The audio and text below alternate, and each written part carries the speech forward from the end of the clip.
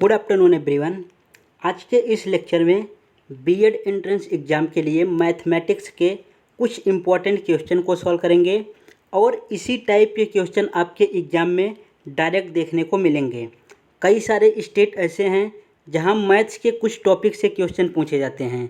Like Uttar Pradesh में maths से topic पूछा जाता है, महाराष्ट्र में भी पूछा जाता है, बिहार, राजस्थान, मध्य प्रदेश, गुजरात, इन सब स्टेट में मेंटल एबिलिटी रीजनिंग के अलावा मैथ से भी कुछ क्वेश्चन पूछे जाते हैं। इन स्टेट में मेंटल एबिलिटी के साथ साथ अगर आपके स्टेट में 40 क्वेश्चन आ रहा है, रीजनिंग का 40 क्वेश्चन आ रहा है, तो उसमें से 8 से 10 क्वेश्चन जो है मैथ का रहता है। और अगर आपके एग्ज़ाम में 50 क्वेश्चन आ रहा है, 50 क्वेश्चन आ रहा है, तो उसमें से 20 क्वेश्चन जो है मैथ्स के रहते हैं। इस तरीके से वो रेशियो में पूछता है। आज उन्हीं टॉपिक के बारे में हम डिटेल से डिस्कस करेंगे और इसी एक वीडियो के ज़रिए आपके एग्ज़ाम में जितने भी मैथ्स के क्वेश्चन आएंगे आप उसे सॉल्व कर पाओगे।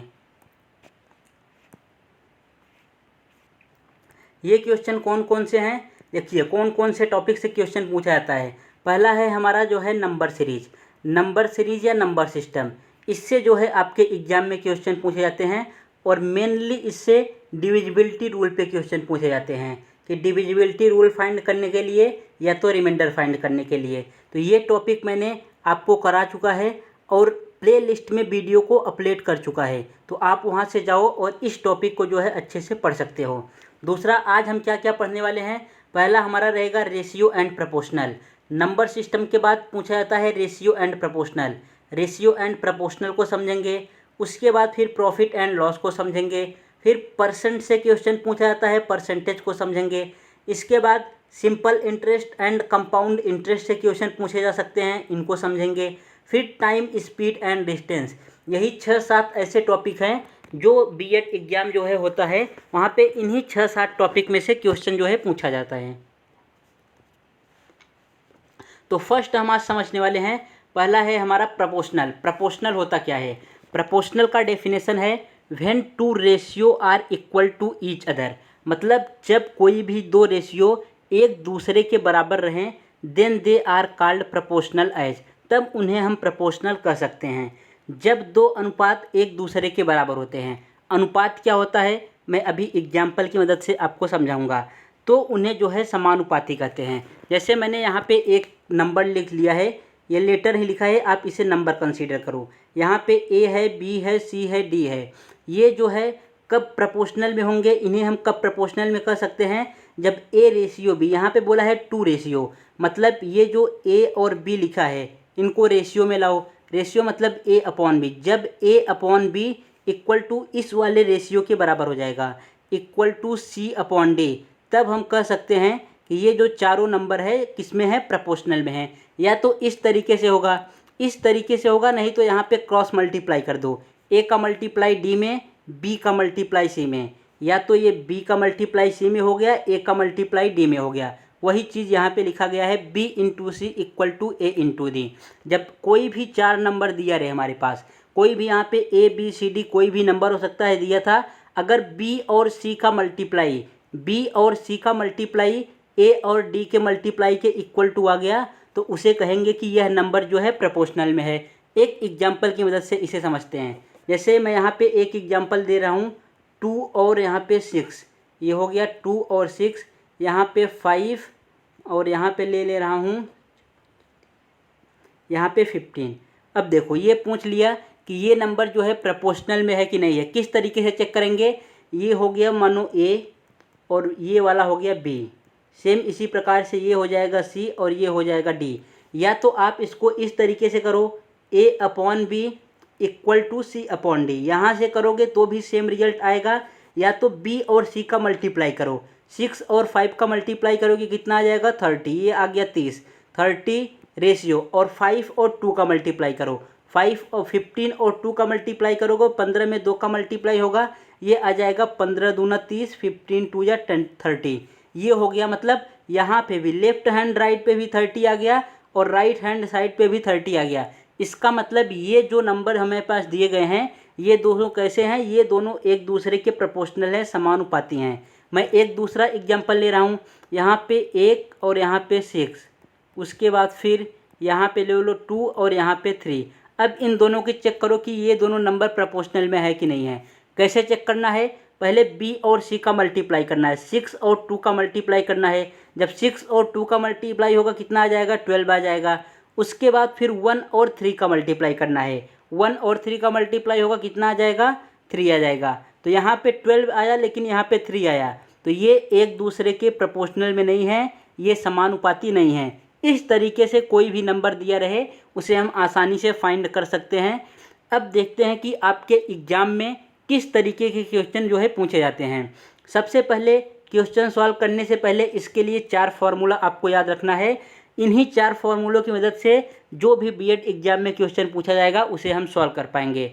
फर्स्ट फार्मूला है, पहला पूछा जाता है फाइंड फर्स्ट प्रोपोर्शनल, मतलब प्रथमानुपात फर्स्ट प्रोपोर्शनल क्या होता है।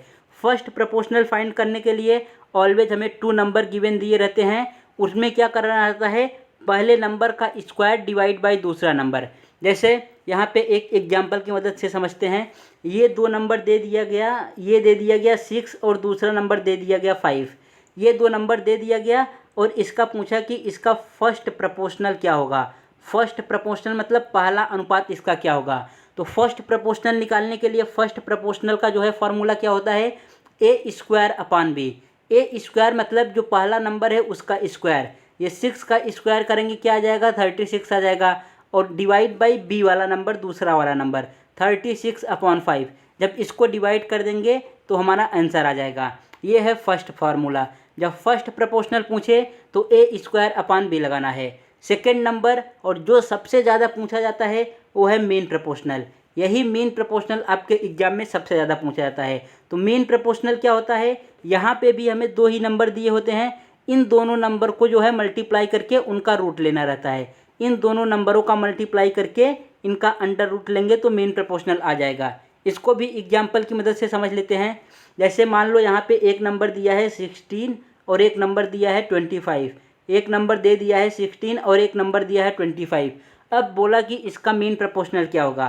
तो मीन प्रोपोर्शनल के लिए जो दोनों नंबर दिए हैं उनका रूट लेना है और मल्टीप्लाई करना है। तो ये मैंने दोनों का मल्टीप्लाई कर दिया और रूट लगा दिया।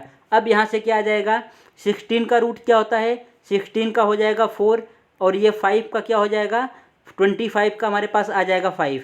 ये कितना आ गया? 5 चौक 20। तो इसका मीन प्रोपोर्शनल कितना आ गया? इसका मीन प्रोपोर्शनल हो गया हमारे पास 20। अगर इसी तरीके से कोई और नंबर दिया है, मान लो पहला नंबर दिया है 9 और दूसरा नंबर दिया है 100, इसका जो है मीन प्रोपोर्शनल पूछा है क्या होगा। तो ये क्या करेंगे? 9 इंटू 100 का मल्टीप्लाई करेंगे और रूट लगा देंगे। अब यहाँ से इसको सॉल्व करके आंसर फाइंड कर सकते हैं। सॉल्व किस तरीके से होता है? 9 का अंडर रूट क्या होगा सभी को पता है 3, और 10 का अंडर रूट क्या होता है 10, 100 का अंडर रूट क्या हो जाएगा 10। ये कितना आ जाएगा? 10 3 या 30। इसका आंसर कितना आ गया? 30। तो ये हो गया हमारा मीन प्रोपोर्शनल। आप फर्स्ट प्रोपोर्शनल समझ गए और मीन प्रोपोर्शनल समझ गए। अब थर्ड प्रोपोर्शनल क्या होता है? थर्ड प्रोपोर्शनल में भी फर्स्ट प्रोपोर्शनल में भी 2 ही नंबर दिए रहते हैं, मीन प्रोपोर्शनल में भी 2 ही नंबर दिए रहेंगे और थर्ड प्रोपोर्शनल में भी हमें पास 2 ही नंबर दिए रहते हैं। इनमें क्या रहता है कि इसका अब बी वाले का स्क्वायर करना है, बी स्क्वायर अपॉन ए। फर्स्ट प्रोपोर्शनल में क्या था? ए स्क्वायर अपॉन बी यहाँ पे किया था, यहाँ पे करना है बी स्क्वायर अपॉन ए। बी स्क्वायर अपॉन ए करेंगे तो उसका आंसर आ जाएगा।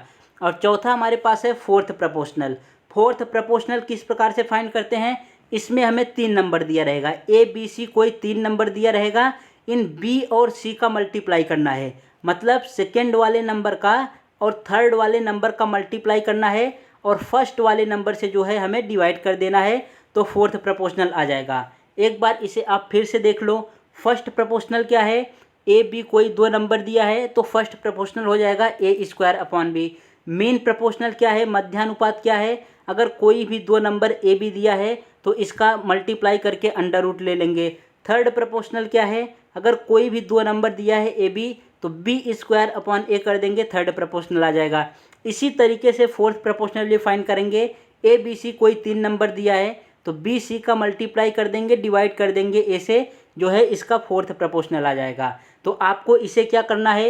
एक पेज पे लिख लेना है या तो अपने फ़ोन में स्क्रीनशॉट ले लेना है। और आप इसे 3 से 4 बार जब लर्न करोगे या तो देखते ही रहोगे, ये अपने आप लर्न हो जाएगा। इसको रट्टा मारने की ज़रूरत नहीं है, या तो क्वेश्चन की मदद से भी आप इसको याद कर सकते हो। अब देखते हैं एग्जाम में किस तरीके के क्वेश्चन जो है पूछे जाते हैं। सो हमारा पहला क्वेश्चन दिया गया है। पहला क्वेश्चन जो है हम इसको सॉल्व करते हैं। यहाँ पे क्या पूछा है, find the mean proportional of इसका 256 एंड 484 का हमें मीन प्रोपोर्शनल फाइंड करना है। मीन प्रोपोर्शनल होता क्या है, अगर कोई भी दो नंबर दिया है, मान लो नंबर ए दिया है बी, इन दोनों का मल्टीप्लाई करना है और रूट लगा देना है। यहाँ पे रूट लगाया, दोनों नंबर कौन से दिए हैं, एक तो 256 दिया है, 484 दिया है। 256 मल्टीप्लाई बाई 484, तो 250 जो है किसका स्क्वायर होता है। अभी आपको स्क्वायर और क्यूब अच्छे से याद हो गए होंगे। अगर नहीं याद है तो आप उसको 100% अपने एग्जाम में याद करके ही जाओ, बिना उससे आपका जो है मेंटल एबिलिटी और रीजनिंग सॉल्व होने वाला नहीं है। तो स्क्वायर, क्यूब, प्राइम नंबर, ये जितने भी टाइप हैं ये सब याद करके जाओ। और लेटर का जो है नंबर प्लेस, कौन से ए कौन से नंबर पे आएगा, जेड कौन से नंबर पे आता है, इनका लेटर का नंबर प्लेस, बिना इन दो चीज़ के आप मेंटल एबिलिटी और मैथ्स का पेपर सॉल्व नहीं कर पाओगे। तो ये 256 इसका स्क्वायर होता है, 256 होता है 16 का स्क्वायर 16 का। और 484 किसका होता है, 484 हमारा होता है 22 का। ये हो गया 22। अब यहाँ से क्या करना है, ये हो गया 256 का 16 आ गया और 484 का आ गया 22। अब इन दोनों का मल्टीप्लाई कर दो। मल्टीप्लाई करोगे तो यूनिट डिजिट कितना आने वाला है, यूनिट डिजिट हमारा जाएगा 6 2 या 12। यूनिट डिजिट 2 आ रहा है, मतलब ऑप्शन नंबर 1 इनकरेक्ट हो गया, ऑप्शन नंबर बी इनकरेक्ट हो गया, ऑप्शन नंबर सी और ऑप्शन नंबर डी में से ही कोई आंसर है। तो मल्टीप्लाई करके चेक कर लो। 16 का मल्टीप्लाई 2 में करोगे तो कितना आ जाएगा 32, कैरी कितना बचेगा 3। फिर 16 का मल्टीप्लाई 2 में करोगे कितना आ जाएगा 32, और 32 और 3 मिल जाए कितना हो जाएगा 35। तो करेक्ट आंसर क्या हो गया 352। ऑप्शन नंबर सी इसका करेक्ट आंसर हो गया, ऑप्शन डी रॉन्ग हो गया। तो इस तरीके से जो है मीन प्रोपोर्शनल फाइंड करते हैं। इसमें मैंने चारों टाइप के क्वेश्चन डाल रखे हैं, फर्स्ट प्रोपोर्शनल पे भी, मीन प्रोपोर्शनल पे भी, थर्ड प्रोपोर्शनल पे भी, फोर्थ प्रोपोर्शनल पे भी। तो चारों की आप क्वेश्चन की आप प्रैक्टिस कर लेंगे तो आपके एग्जाम में अगर ऐसा क्वेश्चन आया तो आप उसे विदिन अ सेकेंड सॉल्व कर सकते हो। सेकेंड क्वेश्चन क्या है, सेकेंड क्वेश्चन हमें फाइंड करना है यहाँ पे एक्स की वैल्यू। एक्स की वैल्यू मतलब ये प्रोपोर्शनल में दिया गया है, एक्स की वैल्यू फाइंड करनी है। अगर कोई भी नंबर प्रोपोर्शनल में है तो उसका क्या कंडीशन है, इसका बी और सी का मल्टीप्लाई किसके बराबर होना चाहिए, ए और डी के। बी और सी का मल्टीप्लाई ए और डी के बराबर होना चाहिए। तो यहाँ से 3x इनका मल्टीप्लाई हो गया और 8 मल्टीप्लाई 0.25 इन सब का मल्टीप्लाई हो गया। अब ये कितना आ जाएगा, यहाँ से x इधर ही रहेगा। जब 25 में 8 का मल्टीप्लाई होगा, 25 में 8 का मल्टीप्लाई होगा, ये हो जाएगा 200। यहाँ पे आ गया 200। यहाँ पे पॉइंट है कितने के बाद, 2 डिजिट के बाद। 2 डिजिट के बाद पॉइंट लगा देंगे, अपॉन में 3। देखो ये 2/3 आ गया। 2/3 कितना होता है 0.66, 0.66। तो x की वैल्यू क्या आ गई 0.66। ये जो है सीधा प्रोपोर्शनल के डेफिनेशन पे ही दिया था कि आपको डेफिनेशन पता है कि नहीं। थर्ड क्वेश्चन में क्या बोला है, थर्ड क्वेश्चन ने बोला है कि in a proportional the first second and fourth term, मतलब फर्स्ट टर्म दिया है, सेकेंड टर्म दिया है, फोर्थ टर्म दिया है, ये सब दे रखा है। और पूछा है थर्ड टर्म क्या होंगे। फर्स्ट टर्म क्या दिया है 51, ये हो जाएगा 51। सेकेंड टर्म क्या दिया है 68, ये हो गया 68। थर्ड टर्म क्या दिया है, थर्ड टर्म जो है हमें फाइंड करना है। उसके बाद फिर फोर्थ टर्म क्या दिया है, फोर्थ टर्म दिया है 108। प्रोपोर्शनल का क्या डेफिनेशन है, ये जो सेकेंड बी और सी का मल्टीप्लाई, बी और सी का मल्टीप्लाई कितना हो जाएगा 68 मल्टीप्लाई एक्स इक्वल टू किसके होने चाहिए, ए और डी के मल्टीप्लाई के। ए कितना है 51 है और डी कितना है 108 है। अब ये हमारे पास आ गया। अब यहाँ से सॉल्व करके x की वैल्यू हम फाइंड कर लेंगे, तो वही जो है तीसरा नंबर हमारा आ जाएगा। अब यहाँ पे आपको स्मार्ट सॉल्यूशन करना है। ऐसा नहीं कि अभी आप इनका मल्टीप्लाई करने बैठ गए, फिर जो आया इससे डिवाइड करने बैठ गए। यहाँ पे यूनिट डिजिट आपने जितने भी कॉन्सेप्ट पढ़े हैं सबको अप्लाई करना है। जब 8 का 1 में मल्टीप्लाई करोगे कितना आ जाएगा 8 आ जाएगा।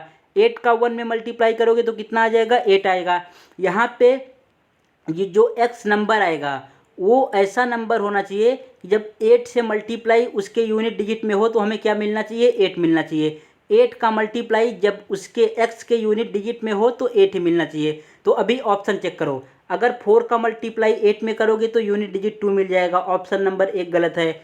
अगर 8 का मल्टीप्लाई 3 में करोगे तो यूनिट डिजिट जो है 4 मिल जा रहा है, ये भी ऑप्शन गलत है। अगर 2 का मल्टीप्लाई करते हो 8 में तो यूनिट डिजिट 6 मिल जा रहा है, ये भी गलत है। जब 1 का मल्टीप्लाई 8 में करोगे तो यूनिट डिजिट क्या मिलने वाला है, 8 मिलने वाला है। तो पूरा न सॉल्व करके आप यहाँ केवल यूनिट डिजिट से चेक कर लिए, क्या आ गया, आंसर आ गया ऑप्शन नंबर डी 81 इसका करेक्ट आंसर हो जाएगा। तो तीसरा नंबर क्या आ गया हमारे पास, तीसरा नंबर आ गया 81। नेक्स्ट क्वेश्चन क्या दिया है, यहाँ पे बोल रखा है कि फाइंड द फोर्थ प्रपोर्शनल। अभी हमें फोर्थ प्रपोर्शनल फाइंड करना है। फोर्थ प्रपोर्शनल होता क्या है, अगर कोई भी 3 नंबर दिया है, मानो ये नंबर दिया है ए बी सी, तो फोर्थ प्रपोर्शनल ये कहता है कि सेकंड और थर्ड नंबर का मल्टीप्लाई बी और सी का मल्टीप्लाई करेंगे, जो आएगा उसको फर्स्ट नंबर ए से डिवाइड कर देना है। ये हो गया फोर्थ प्रपोर्शनल। यहाँ पे इन्होंने ये तीनों नंबर दे दिए हैं। ये बी की जगह पे लिखा है 272, सी की जगह पे लिखा है 19 और ए की जगह पे लिखा है 17। अब इसे सॉल्व कर लो। देखो ये जब 17 से डिवाइड होगा तो कितना आएगा, 17 1 जा 17 और 17 छक्का 102। और यहाँ पे यूनिट डिजिट चेक करो, जब 9 का और 6 का मल्टीप्लाई होगा तो 9 6 जा 54, यूनिट डिजिट कितना आ रहा है, 4। कौन से ऑप्शन में 4 है, ऑप्शन नंबर डी ही इसका करेक्ट आंसर हो गया। इस तरीके से आपको यूनिट डिजिट और डिजिटल सम अप्लाई करना है। ये कि नहीं आप पूरा जो है कैलकुलेशन करने बैठ गए, कैलकुलेशन में अपना टाइम जो है बेकार नहीं करना है। सीधा यूनिट डिजिट से, अगर सबका यूनिट डिजिट अलग अलग है तो यूनिट डिजिट से ही आप आंसर फाइंड कर सकते हैं। नेक्स्ट क्वेश्चन में क्या पूछा है, the third proportional of the इसका नंबर। इस नंबर का जो है थर्ड प्रपोर्शनल होता क्या है, अगर कोई भी 2 नंबर हमें दिया है ए बी, मान लो ये 2 नंबर दिया है, तो ये सेकेंड वाले नंबर का बी का स्क्वायर ए से डिवाइड कर देंगे। सेम इसी प्रकार यहाँ पे भी करना है। बी कौन सा नंबर है, 63 मल्टीप्लाई 63 अपॉन 42। अब ये कितना आ जाएगा, अब यहाँ से कट पीट करो, ये हो जाएगा 3 से कटेगा, यहाँ पे ये कट रहा है 3 2 जा 3 1, ये कट गया। उसके बाद ये 3 से कटा 3 1 3 4, यहाँ पे 21 अपॉन 14 आ गया। अभी क्या करना है, 7 से कट रहा है, 7 से कटा 3, 7 से कटा 2 और ये 2 से कट जाएगा 1.5 आ जाएगा। अब जब 63 में 1.5 का मल्टीप्लाई करोगे तो 42.5 से बड़ा ही आने वाला है। और यूनिट डिजिट कितना आएगा, यूनिट डिजिट हमारा 5 आ रहा है, इसमें भी 5 नहीं है, इसमें भी 5 नहीं है। इसमें 5 था लेकिन 63 ही इससे बड़ा था, तो आंसर तो 63 से बड़ा ही आना था, तो ये वाला गलत हो गया, ऑप्शन नंबर सी हमारा करेक्ट आंसर हो गया। नेक्स्ट क्वेश्चन में बोला है X Y Z and W are in fourth proportional. पहले फोर्थ प्रपोर्शनल क्या होता है, अगर कोई भी हमारे पास 3 नंबर दिया है ए बी सी, ये ए बी सी दिया है तो बी इंटू सी, बी और सी का मल्टीप्लाई ए से डिवाइड कर देंगे, ये है फोर्थ प्रपोर्शनल। एक्स की वैल्यू हमें 3 दे रखी है, वाई की वैल्यू जो है 13 दे रखी है और डब्ल्यू की वैल्यू जो है 39 दे रखी है, जेड की वैल्यू पूछी है। तो 39 मल्टीप्लाई बाई 13 अपॉन 3, इसको सॉल्व कर देंगे, जेड की वैल्यू अपने आप आ जाएगी। तो ये कितना आने वाला है, ये 3 से कट जाएगा 1, ये 3, 13 का मल्टीप्लाई जो है यहाँ पे क्या मिस्टेक हो गया, एक्स वाई जेड, ओके, यहाँ पे एक ये मिस्टेक हो गया कि ये जो है यहाँ पे एक्स वाई जेड और डब्लू हैं, तो ये जो है जेड फोर्थ प्रपोर्शनल में है, ना कि डब्लू फोर्थ प्रपोर्शनल में है। तो इसको कैसे करना पड़ेगा, ये हो जाएगा 39 यहाँ पे आ जाएगा और 13 ऊपर आ जाएगा, यहाँ पे 3 से डिवाइड कर देंगे, ये 13 नीचे रहेगा, यहाँ पे ये 3 आने वाला है, ये है हमारा केवल 3। अब सॉल्व करेंगे, इसका करेक्ट आंसर आ जाएगा। ये 13 से कटा कितनी टाइम, 13 3 जा, ये हो गया 3।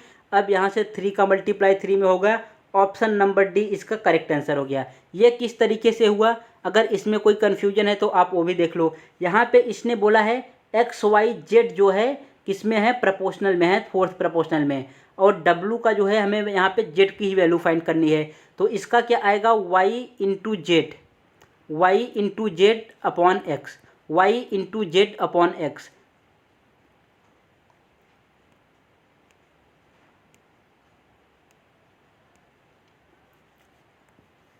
नेक्स्ट क्वेश्चन क्या दिया है, नेक्स्ट क्वेश्चन अभी जितने भी जो है रेशियो से इनसे क्वेश्चन पूछे जाते थे, first proportional, second proportional, third proportional, fourth proportional, हर एक क्वेश्चन कंप्लीट हो गया। अब बढ़ते हैं नेक्स्ट टॉपिक की तरफ।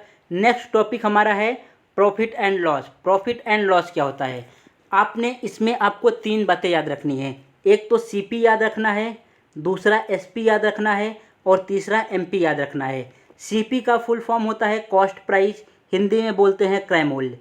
एसपी का फुल फॉर्म होता है सेलिंग प्राइस, हिंदी में बोलते हैं विक्रय मूल्य।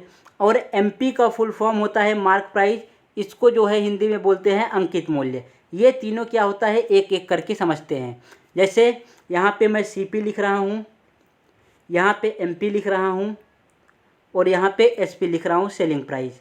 देखो इन तीनों में रिलेशन क्या होता है, आपने कुछ बनाना स्टार्ट किया, समझो आप अपना प्रोजेक्ट बनाना स्टार्ट किया, या समझ लो कि आप एक कुर्सी बनाना स्टार्ट किया। आपने कोई दुकान खोला और वहाँ पे कोई आप कुर्सी बनाना चाहते हैं, कुर्सी का जो है धंधा करना चाहते हैं, कोई चेयर बना रहे हैं। चेयर में आपने टोटल खर्चा कितना किया, चेयर को बनाने में आपके कंपनी में टोटल खर्चा कितना हुआ। मान लो एक चेयर ने आपने जो है 500 रुपये में बना लिया। एक चेयर की जो है लागत मूल्य क्या हो गई 500 रुपये। लागत मूल्य मतलब सीपी होता है कॉस्ट प्राइस। आपने उस चेयर को तैयार करने में 500 रुपये खर्चा किया, 400 रुपये का आप सामान लाए, 100 रुपये मजदूर को दिया, मतलब 500 रुपये में तैयार हो गया। अब इसे आप मार्केट में बेचने जाओगे तो ऐसा नहीं है कि अभी आपने 500 में बनाया तो 500 के ही रेट से बेचोगे। 500 ये हो गया सीपी। अब सीपी के ऊपर कुछ मार्कअप करते हैं। मार्कअप मतलब क्या होता है, ये 500 रुपये तो आपकी हो गई लागत मूल्य, आपने कितने में बनाया है कुर्सी। इसके ऊपर कुछ मार्कअप मतलब इसमें कुछ पैसा ऐड करके लिखते हैं। मान लो आपने इसमें जो है 200 रुपये ऐड करके लिख दिया, इस कुर्सी का जो है एमआरपी लगा दिया 700 रुपये। मतलब 500 रुपये में आप कुर्सी बना रहे हैं, 500 रुपये में आपकी मजदूरी लेके कुर्सी तैयार हो जा रही है। आपने उस पर एमआरपी का टैग लगा दिया। जैसे आप कोई भी चीज़ सामान खरीदने जाते हैं, कोई भी चिप्स का पैकेट खरीदने गए या तेल खरीदने गए, उस पर देखते हो एमआरपी लिखा रहता है। वही सेम चीज़ एमपी का मतलब वही एमआरपी रहता है मार्क प्राइस। 500 का सामान बनाया, आप 700 का जो है उस पर एमआरपी लगा दिए, ये 700 में बिकेगा।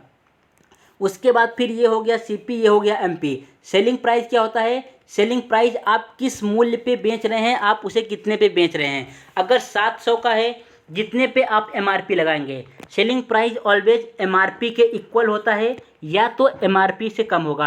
आपने 700 का लगाया तो नेट जो है 700 का ही बेच दिया। अगर 700 का बेच दिया, 500 का सामान आपने 500 रुपये में कोई सामान बनाया और 700 रुपये में बेच रहे हैं, इसका मतलब आपको प्रॉफिट होगा। या तो अगर आप इस 700 रुपये में नहीं बेच रहे हैं, इस 700 रुपये में नहीं बेच रहे हैं, इस पे मान लो 5% का डिस्काउंट दे रहे हैं, आपकी कुर्सी बहुत सही नहीं निकली, उसमें कुछ खराबी आ गई, तो आपने क्या किया कि 5% के डिस्काउंट देके आप बेच रहे हैं। अब इस पर जब 5% का डिस्काउंट देंगे, ये 35 रुपये इस पर डिस्काउंट आ जाएगा। बिकेगा कितने में, 665 रुपये में। मतलब आपने 500 रुपये का कुर्सी बनाया, उस पर एमआरपी चिपकाया 700 रुपये और 5% का डिस्काउंट भी दे दिया, फिर भी जो है बेचा कितने में, 665 रुपये में, 665 रुपये में, फिर भी आपको प्रॉफिट ही हुआ। तो इसी को बोलते हैं कॉस्ट प्राइस। कॉस्ट प्राइस मतलब जितने में आप कुर्सी तैयार करे हैं। मार्क प्राइस मतलब जितना एक्स्ट्रा मूल्य आप उस पर लगा के उस कुर्सी पे चिपका रहे हैं कि ये कुर्सी इतने पे बिकनी चाहिए। सेलिंग प्राइस मतलब जिस दाम पे आप कुर्सी को सेल कर रहे हैं, जिस दाम पे आप बेच रहे हैं। और इसमें आगे की बातें क्या हैं, यहाँ पे है प्रॉफिट। प्रॉफिट कब होगा, यहाँ से आप प्रॉफिट समझ सकते हैं। प्रॉफिट कब होगा, अगर कॉस्ट प्राइस जो है 500 रुपये है और सेलिंग प्राइस 700 रुपये है, तो यहाँ पे क्या होगा, 200 रुपये का प्रॉफिट होगा। कितने का प्रॉफिट होगा, 200 रुपये। मतलब अगर सेलिंग प्राइस ज़्यादा है, सेलिंग प्राइस हमारा ज़्यादा है किससे, कॉस्ट प्राइस से। सेलिंग प्राइस ज़्यादा है कॉस्ट प्राइस से, तो हमें क्या होगा, प्रॉफिट होगा। सेम वही बात यहाँ पे लिख रखा है, अगर सेलिंग प्राइस ज़्यादा है किससे, कॉस्ट प्राइस से ज़्यादा है, तो हमें क्या होगा, प्रॉफिट होगा। प्रॉफिट कितने का होगा, सेलिंग प्राइस कितना था 700 रुपये, वहाँ पे कॉस्ट प्राइस कितना था 500 रुपये, तो प्रॉफिट कितने का हुआ 200 रुपये। ये है प्रॉफिट निकालने का फॉर्मूला। मतलब जितना एसपी रहेगा आपका, जितना सेलिंग प्राइस रहेगा, उसमें से कॉस्ट प्राइस को माइनस कर देंगे। इसी तरीके से लॉस, ये तो हो गया प्रॉफिट का। लॉस मतलब हानि भी होता है, तो यहाँ पे हानि का मतलब क्या होता है, अगर आपका सीपी, समझो सीपी का आप 500 रुपये है, कॉस्ट प्राइस आपका 500 रुपये है और ये कुर्सी बिक ही नहीं रही है, 1 साल हो गए, 2 साल हो गए, तो आपने क्या किया, इस पर 50% का डिस्काउंट दे दिया। 50% का जैसे ही डिस्काउंट दिया, ये कुर्सी कितने की हो गई, 350 रुपये की हो गई। 50% का डिस्काउंट देते ही कुर्सी 350 रुपये की हो गई। अब क्या किए आप, इस कुर्सी को जो है 350 रुपये में बेच दिए। कुर्सी बनाने में पैसा कितना लगा था, चेयर को जो है बनाने में टोटल पैसा कितना लगा था, 500 रुपये, और चेयर बिका कितने में, चेयर हमारा बिका जो है 350 रुपये में। तो यहाँ तो आपका लॉस हो गया। मतलब अगर सीपी कॉस्ट प्राइस जो है हमारा ज़्यादा है किससे, सेलिंग प्राइस से, तो ऑलवेज वहाँ पे क्या होगा, लॉस होगा। और कितना लॉस होगा, जितने रुपए का, सीपी में से एसपी को माइनस कर देंगे। सेम बात यहाँ पे यही लिखा है, अगर सीपी बड़ा है एसपी से, सीपी बड़ा है एसपी से, तो हमेशा क्या होगा, लॉस होगा। कितने का लॉस होगा, उसको माइनस करके हम चेक कर सकते हैं। No profit no loss, no profit no loss condition क्या होता है कि आपने 200 रुपये की कोई चीज़ बनाई और 200 रुपये में ही बेच दी, तो वहाँ पे क्या हो गया, नो प्रॉफिट नो लॉस। 200 रुपये आपका टोटल पैसा खर्चा हुआ और जितना पैसा खर्चा हुआ आप उतना पैसा केवल ले लिए, 200 रुपये, आपका काम खत्म हो गया, कुर्सी भी बिक गई और यहाँ पे ना आपको प्रॉफिट हुआ ना लॉस हुआ। अब यहाँ पे क्या निकालना है, प्रॉफिट परसेंट। प्रॉफिट परसेंट कैसे निकालते हैं, प्रॉफिट परसेंट किस तरीके से निकालते हैं, प्रॉफिट परसेंट मतलब जो हमारे पास प्रॉफिट होगा। जैसे मैं एक एग्जांपल ले रहा हूँ, समझो आपने 100 रुपये का जो है कुर्सी बनाया, 100 रुपये का कुर्सी बनाया और इसको बेच कितने में रहे हैं, 120 रुपये में बेच दे रहे हैं। ये हो गया हमारा सीपी और ये हो गया एसपी, ये हो गया सीपी और ये हो गया एसपी। 100 रुपये की सामान को आप 120 रुपये में बेच रहे हैं, 100 रुपये उसकी लागत मूल्य थी, सेलिंग प्राइस 120 रुपये है, तो यहाँ पे प्रॉफिट हो रहा है, कितने का प्रॉफिट हो रहा है, 100 का सामान 100 में 20 में बेचोगे तो कितने का प्रॉफिट हो जाएगा, 20 रुपये का प्रॉफिट हो जाएगा। कितने पे प्रॉफिट होगा, मतलब कितने पे, मतलब ऑलवेज जो प्रॉफिट परसेंट निकालते हैं और लॉस परसेंट निकालते हैं, प्रॉफिट परसेंट और लॉस परसेंट ऑलवेज हम कॉस्ट प्राइस पे निकालते हैं, सीपी पे निकालते हैं। किस पे निकालेंगे, profit percent and loss percent always हमारा निकलेगा सीपी पे। तो यहाँ पे जो है सीपी कितना था, सीपी 100% है, मल्टीप्लाई इसको परसेंट में चेंज करने के लिए 100 से मल्टीप्लाई कर देंगे, ये यहाँ से कट गया। प्रॉफिट कितने का हुआ, यहाँ पे 20% का हुआ। तो इस तरीके से प्रॉफिट और लॉस निकालते हैं। प्रॉफिट का फॉर्मूला क्या होता है, selling price minus cost price, जितना सेलिंग प्राइस है उसमें से कॉस्ट प्राइस को माइनस कर देंगे, divide by cost price, always cost price से निकालेंगे, मल्टीप्लाई 100%। उसी तरीके से लॉस, लॉस मतलब क्या होता है, cost price minus selling price, तो cost price minus selling price upon किस पे, सीपी पे, कॉस्ट प्राइस मल्टीप्लाई 100, ये आ जाएगा हमारा लॉस परसेंट। अब अगर आप इतना बेसिक समझ गए इसका प्रॉफिट एंड लॉस का, तो आप जो है क्वेश्चन को, बीएड के क्वेश्चन को बहुत इजीली सॉल्व कर ले जाओगे। अब स्टार्ट करते हैं क्वेश्चन। यहाँ पे पहला क्वेश्चन हमारे पास दिया गया है कि Ram buys a mobile from इतना, 4800 रुपये में राम कोई मोबाइल खरीदा एंड सेल इट फ्रॉम 5400 रुपये, मतलब 4800 रुपये का वो खरीद रहा है, 4800 रुपये का खरीद रहा है, उसे 5400 रुपये में बेच दे रहा है। तो पूछा है प्रॉफिट परसेंट कितना होगा। यहाँ पे ऑलवेज हमेशा प्रॉफिट होगा, प्रॉफिट इसलिए होगा क्योंकि वो खरीदा तो 4800 रुपये में है, 4800 रुपये में है, बेच कितने में रहा है, बेच रहा है 5400 रुपये में। कितने का प्रॉफिट हो गया, यहाँ पे 600 रुपये का प्रॉफिट हो गया, 600 रुपये का प्रॉफिट हो गया। प्रॉफिट हुआ कितने पे, इसकी कॉस्ट प्राइस क्या है, कॉस्ट प्राइस तो है 4800 रुपये, तो डिवाइड बाई 4800 रुपये, इसको परसेंट में चेंज करना है तो मल्टीप्लाई 100%। अब यहाँ से इसे सॉल्व कर लेंगे, ये 2 जीरो इस 2 जीरो से कट गया, ये 6 से कट गया, यहाँ पे आ जाएगा 100, ये 6 से कटेगा, ये आ जाएगा 8। उसके बाद फिर ये 2 4 से कट रहा है, ये 4 से काट दो, 4 से काटोगे तो 100 कितनी बार जाएगा, ये चला जाएगा 25 बार और ये चला जाएगा 2 बार, कितना आ गया 12.5%। तो उसका प्रॉफिट कितना है, ऑप्शन नंबर बी इसका करेक्ट हो गया 12.5%। तो इसी तरीके के क्वेश्चन आपके एग्जाम में मैथ से पूछे जाते हैं। यहाँ पे क्या किया मैंने, यहाँ पे ये बहुत इजी है, 4800 रुपये का कोई सामान खरीदा, आप मार्केट गए, अपने ऊपर लो, मार्केट गए 4800 रुपये में एक जूता खरीद के लाए, कोई शूज़ खरीद लाए और आपके पड़ोसी को वो शूज़ जम गया और उसे जो है 5400 रुपये में चिपका दिए, मतलब बेच दिए, तो आपको तो प्रॉफिट हो गया। कितने का प्रॉफिट हुआ, 600 रुपये का प्रॉफिट हुआ। खरीद के कितने में लाए थे, सीपी 4800 रुपये में, मल्टीप्लाई 100 कर दो, ये उसका प्रॉफिट परसेंट आ जाएगा। नेक्स्ट क्वेश्चन में क्या बोला है, if the ratio of purchase item and selling price 20:23, ये किसका दिया है, ये हमें दिया है कॉस्ट प्राइस, ये दिया है सेलिंग प्राइस। आगे पूछा क्या है इसमें पूछा है तो लाभ percent find the profit percent क्या होगा। रेशियो में दिया है तो हम रेशियो में ही सॉल्व करेंगे। यहाँ पे ये सीपी कितना है 20 रुपये, सीपी कितना है हमारा कॉस्ट प्राइस 20 रुपये, मतलब सामान कितने में बना है 20 रुपये में बना है।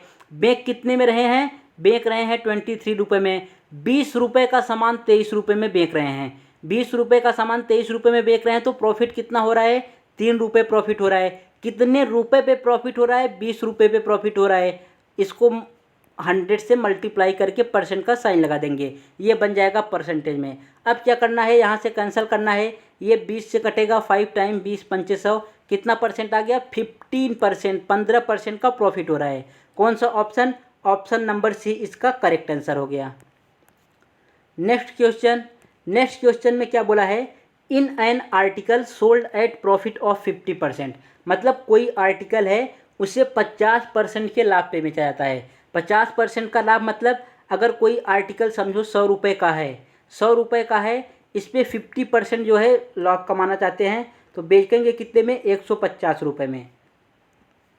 ये है हमारा कॉस्ट प्राइस और ये वाला है सेलिंग प्राइस, यहाँ पे ये बोल रखा है। उसके बाद बोला है if the cost price is doubled, मतलब कॉस्ट प्राइस जो उसका है, जो लागत मूल्य है जिस मूल्य पे बना रहे हैं, ये डबल हो गया, मतलब 100 से बढ़ के 200 हो गया, 100 से बढ़ के 200 हो गया। उसके आगे बोला है selling price is the half, मतलब सेलिंग प्राइस हैवेल्ड मतलब क्या होता है, आधी हो गई, हाफ हो गया।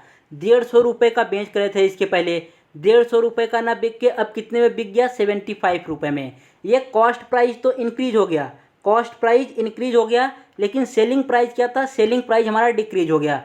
कॉस्ट प्राइस डबल हो गया, 100 रुपये से 200 रुपये लग रहे हैं बनाने में, लेकिन 150 रुपये का सामान पहले बिक रहा था, अब 75 रुपये में बिक रहा है। यहाँ पे पूछा है कितने का लॉस होगा, यहाँ पे ऑलवेज ये दिख रहा है 200 रुपये का सामान जब 75 पे बिकेगा तो क्या होगा, हमें लॉस होगा। यहाँ पे ये जो प्रॉफिट वाला ऑप्शन दे रखा है ये तो करेक्ट आंसर होगा नहीं, क्योंकि यहाँ पे लॉस आने वाला है। तो कितने का लॉस होगा, जब 200 रुपये का सामान 75 रुपये में बेच रहे हो, 200 रुपये का सामान 175 में बेच रहे हो, तो यहाँ पे 125 125 रुपये का लॉस हो रहा है। कितने पे हो रहा है, सीपी कितना है 200 रुपये इंटू 100%। अब इसे सॉल्व कर दो, हमारा आंसर आ जाएगा। ये देखो ये कट जाएगा 100 से 2 बार, यहाँ पे 2 बार। अब इसको 125 को 2 से डिवाइड करो, कितनी बार जाने वाला है, ये लगभग 6 बार जा रहा है। तो ऑप्शन नंबर एक ही इसका करेक्ट आंसर हो जाएगा 62.5%। कितने का लॉस हुआ, 62.5% का यहाँ पे लॉस हो गया। नेक्स्ट क्वेश्चन में क्या बोला है, in the vendor sells a watermelon at 69 he bears 8% loss, मतलब 69 रुपये में तरबूज बेचता है। कोई व्यापारी है 69 रुपये में एक तरबूज को बेच दिया और उस पर 8% का जो है लॉस हो गया। 8% का लॉस मतलब ऑलवेज क्या मानते हैं, सीपी 100%। सीपी को क्या मान के चलेंगे, सीपी को 100% मान के चलेंगे। अगर इसमें जो है 100% में 8% का लॉस हो जा रहा है, 100% में क्या हो रहा है 8% का लॉस हो जा रहा है, इसका मतलब बिका हो कितने पे, तब तो बिका है वो 92 पे। बिका कितने पे, बिका 92 पे। आगे बोल रखा है यदि वह 16% का लाभ कमाना चाहता है, मतलब ही गेन्स 60% प्रॉफिट, वह 16% का प्रॉफिट चाहता है, तो उसे कितने रुपए पे बेचना चाहिए, ये हमसे पूछा है। तो ऐसे क्वेश्चन को किस तरीके से सॉल्व करेंगे, यहाँ पे देखो ये जो 69 दिया है 69 लिख लेंगे, मल्टीप्लाई किसका करेंगे, ये क्या बोल रखा है, ये जो 69 है ये किसकी वैल्यू है, 69 किसकी वैल्यू है, ये 92% की वैल्यू है, 92% की। तो यहाँ 92 से डिवाइड कर देंगे और मल्टीप्लाई हमें चाहिए किसका, चाहिए टोटल 100% का। जब इतना आ जाएगा तो ये हो जाएगा इसका सीपी, वाटरमेलन का ये सीपी हो गया। अब आगे क्या करना है, हमें 16% का लाभ चाहिए, 16% का लाभ चाहिए तो 116 से मल्टीप्लाई करके अपॉन 100 कर देंगे। अब इसी को सिंपली इजी कर देंगे, ये हमारा आंसर आ जाएगा।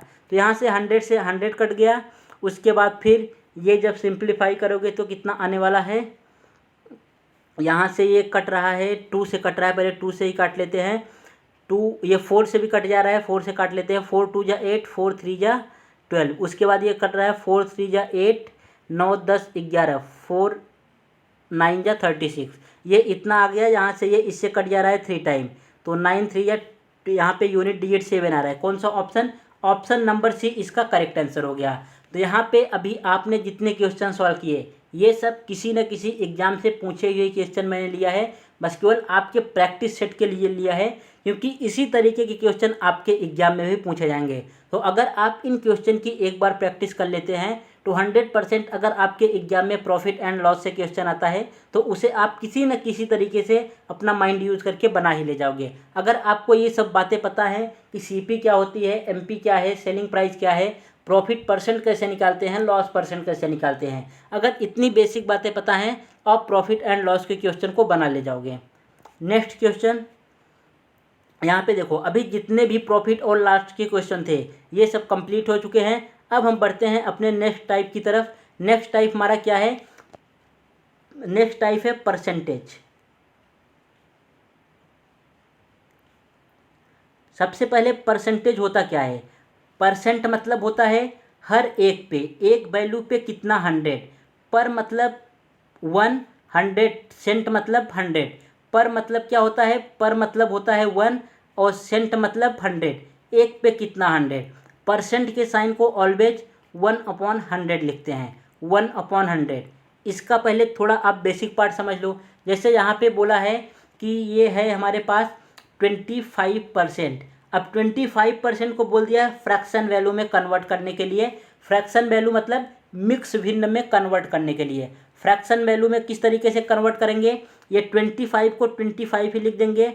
परसेंट मतलब क्या होता है? परसेंट मतलब होता है 1/100, 1/100। अब यहाँ से ये कैंसिल हो जाएगा, 21 हो गया, ये कट गया 25 चौका 100, ये कितना आ गया 1/4। तो 25 का फ्रैक्शन वैल्यू कितना आ गया 1/4। 25 का फ्रैक्शन वैल्यू कितना आया 1/4। इसी तरीके से आप किसी का भी फाइंड कर सकते हैं। जैसे यहाँ पे दिया है 12.5%, ये 12.5% का अभी हमें फाइंड करना है। तो 12.5 ले लेंगे, मल्टीप्लाई परसेंट का मतलब क्या होता है 1/100, तो 1/100 से इसको कर देंगे। अब यहाँ पे देखो किस तरीके से सॉल्व करेंगे।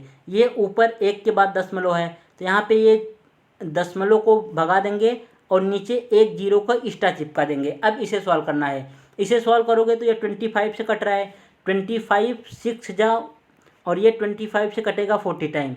ये अभी 2 से कट रहा है, 3 आ गया, यहाँ पे 20 आ गया। तो इसका 12.5% मतलब कितना हो गया 3/20। 3 कितना आ गया 20। तो इसका फ्रैक्शन वैल्यू क्या आ जाएगा? ये आ जाएगा। आपके एग्जाम में ऐसे छोटे छोटे क्वेश्चन भी पूछे जा सकते हैं कि परसेंट में दिया है तो उसको फ्रैक्शन में कन्वर्ट करो, या तो फ्रैक्शन में दिया है, मान लो ये दिया है 6/5, 6/5 ये फ्रैक्शन में दिया है। अब बोला है कि ये जो है परसेंट में हमारे पास कितना आने वाला है, परसेंट में इसकी वैल्यू क्या होगी। तो यहाँ पे क्या करना है, अभी इसको किस तरीके से सॉल्व करते थे, यहाँ पे 1/100 से मल्टीप्लाई करते थे। यहाँ पे क्या करते थे 1/100 से मल्टीप्लाई करते थे, लेकिन यहाँ पे सीधा 100 से मल्टीप्लाई करना है। 6/5 मल्टीप्लाई 100%, ये 5 से कट जाएगा, 5 2 जा 10 और यहाँ पे 0, 6 का इसमें होगा 120%। कितना परसेंट आ गया 120%। इस तरीके से आपके एग्जाम में क्वेश्चन पूछे जा सकते हैं। छोटे क्वेश्चन पूछे जा सकते हैं फ्रैक्शन से जो है परसेंट में कैसे कन्वर्ट करेंगे, या तो परसेंट से फ्रैक्शन में कैसे कन्वर्ट करेंगे।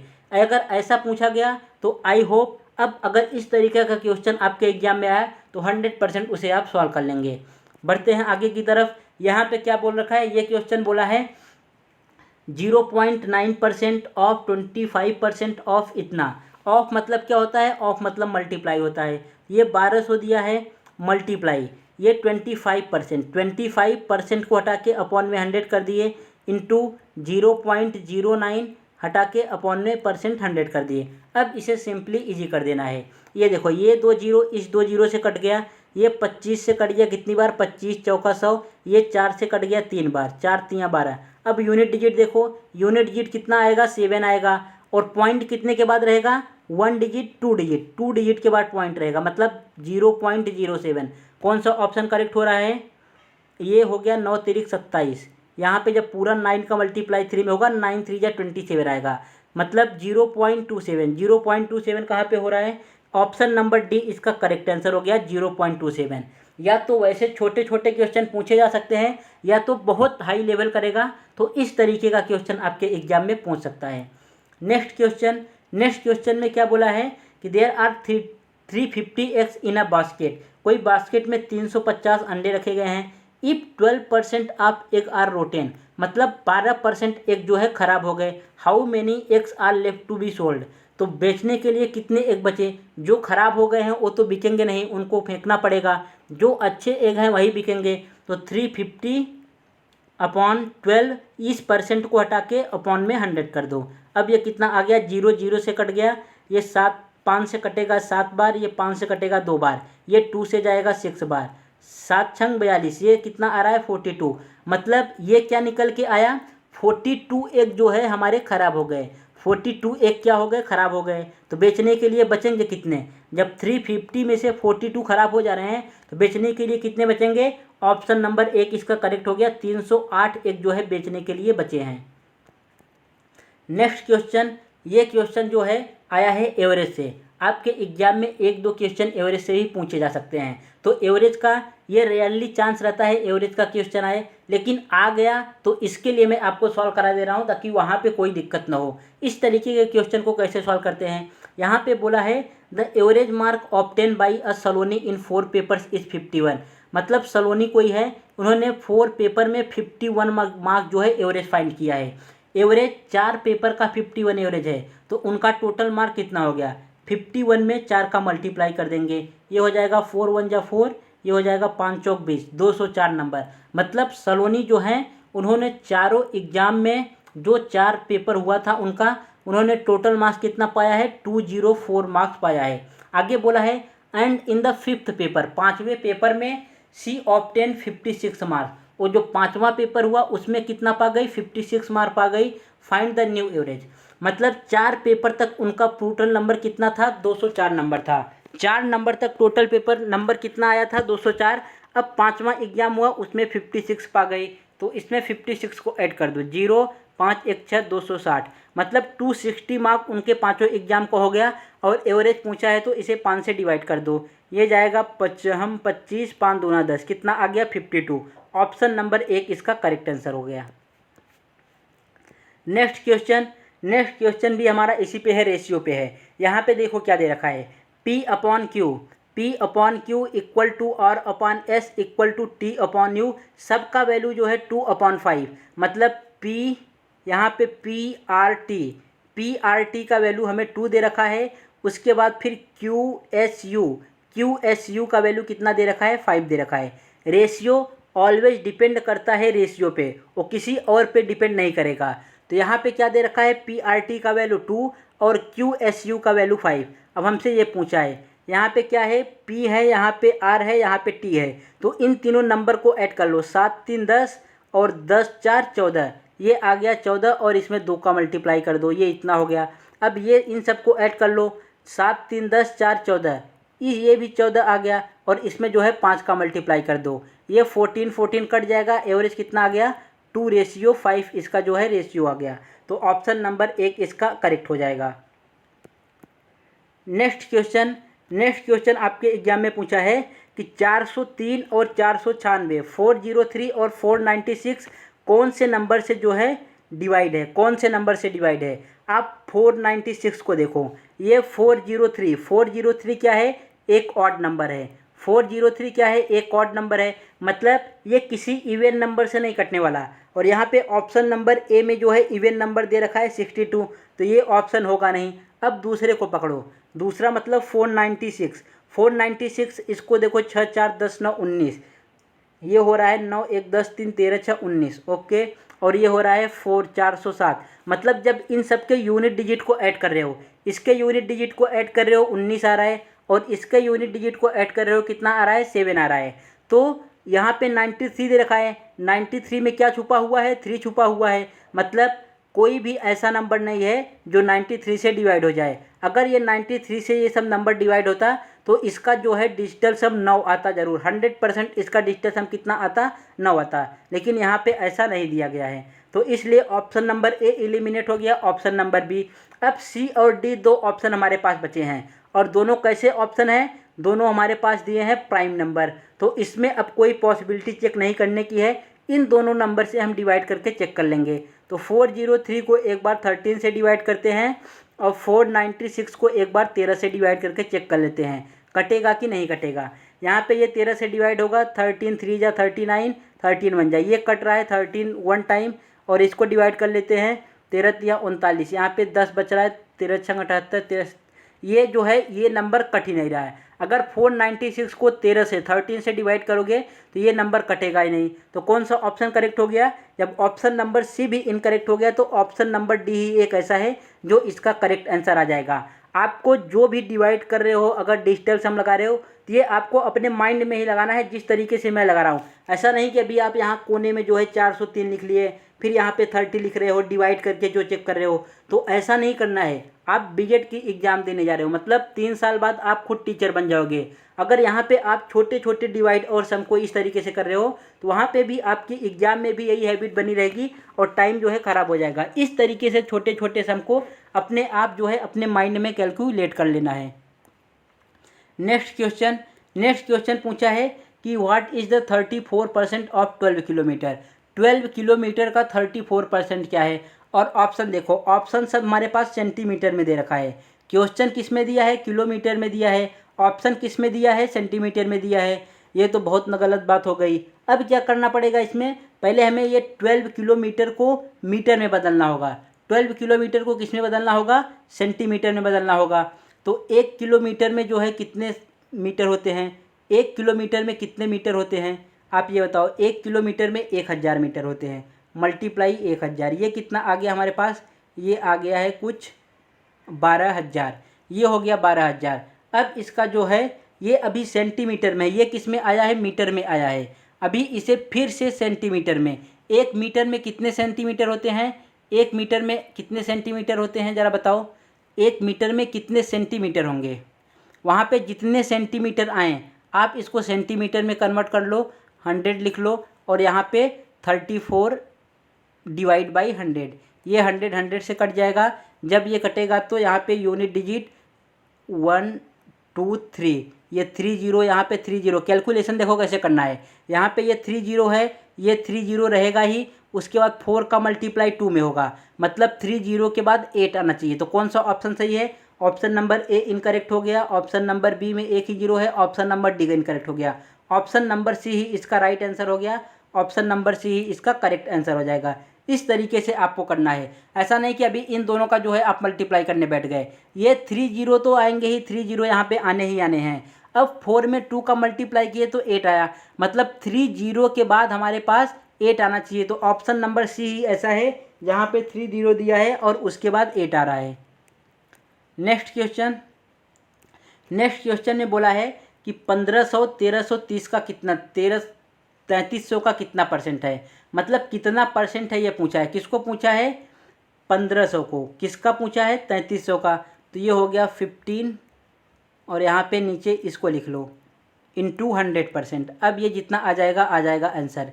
यहाँ पे ये 3 से कट रहा है, 3 पच्चे 15, ये हो गया 500 और यहाँ पे कटा 11, तो ये कितना आने वाला है, ये सॉल्व करो कितना आ जाएगा, लगभग 11 चौक 44, यहाँ पे 4 बार जा रहा है, मतलब 45 समथिंग आएगा। ऑप्शन नंबर सी इसका करेक्ट आंसर हो गया। आपको पूरा कैलकुलेशन में बार बार यही कर रहा हूँ, आपको पूरा कैलकुलेशन करने की ज़रूरत नहीं है।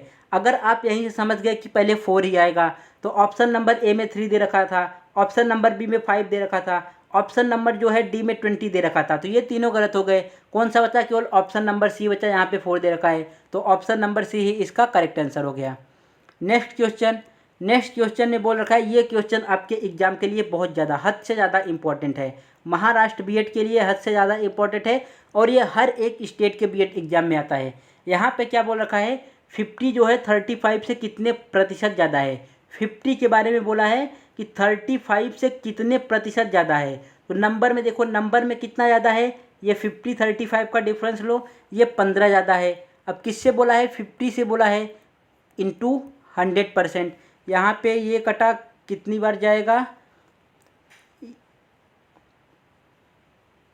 यहाँ पे थोड़ा ये रॉन्ग हो गया। यहाँ पे क्या बोल रखा है, ये बोला है कि यहाँ पे 50 जो है 35 से 35 हमें किसको लेना है, 35 से कितने परसेंट ज़्यादा है, ये 35।